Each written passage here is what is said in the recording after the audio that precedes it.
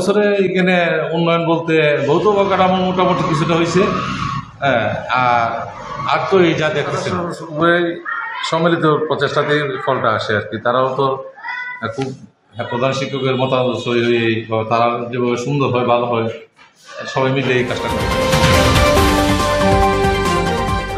প্রধান শিক্ষক মানে উন্নয়ন বলেন আর দুর্নীতি বলেন সবই প্রধান শিক্ষকের সম্পূর্ণ প্রধান শিক্ষক। এখানে যিনি ম্যানেজিং কমিটির যে সভাপতি কিংবা আদার্স যে সদস্যরা থাকেন আপনাদের স্কুল কমিটির, তাদের ভূমিকাটা আসলে কতটুকু থাকে কিনা? আসলে তারা উভয় সম্মিলিত প্রচেষ্টাতেই ফলটা আসে আর কি। তারাও তো খুব প্রধান শিক্ষকের মতামত সই হয়ে তারা যেভাবে সুন্দর হয় ভালো হয় সবাই মিলে এই কাজটা করে। এখানে কি আপনার মনে হয় যে প্রধান শিক্ষক মানে সভাপতির সহযোগিতা ছাড়া কোনো দুর্নীতি করতে পারবো না? এটা সম্ভব না, সম্ভব। কত বছর যাবত এই স্কুলে আছেন?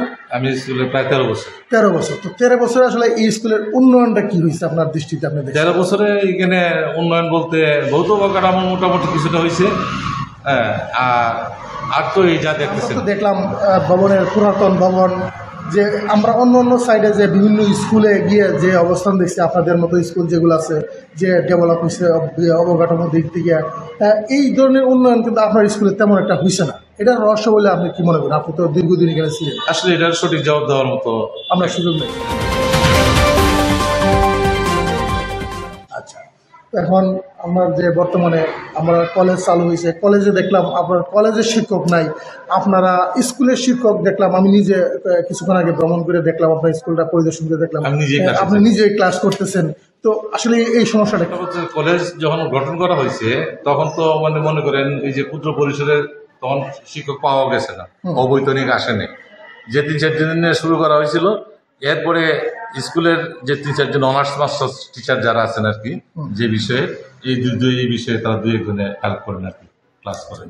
আর তাছাড়া এখন তো শিক্ষক নিয়োগ দেওয়ার কোনো সুযোগ নেই।